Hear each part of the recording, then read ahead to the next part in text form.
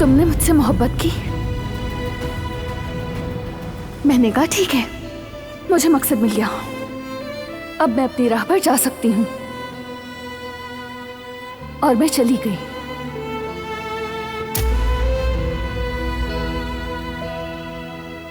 यही हकीकत है।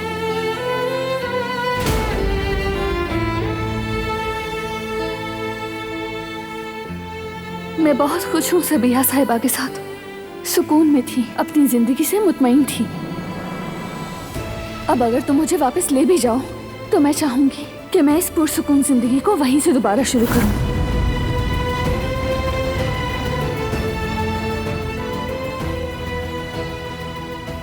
मोहब्बत इंसान से सब कुछ करवा लेती है।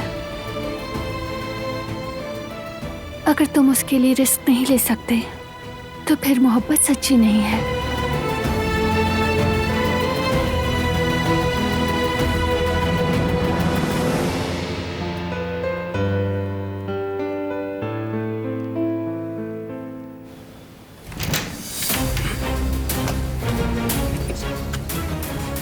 जरा आहिस्ता चलो, कहां भागे जा रहे हो?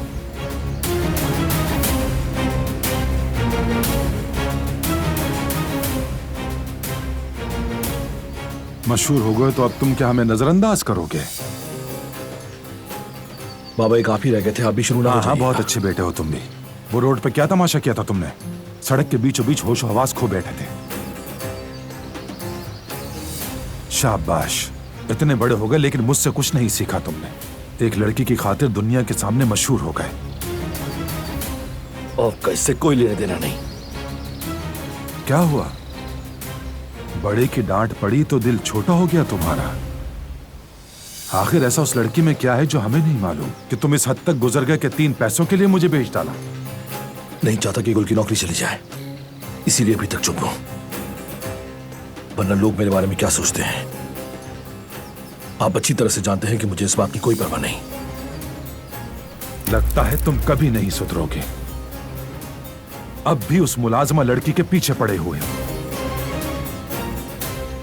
2 हफ्ते में दारिया से तुम्हारी शादी हो रही है।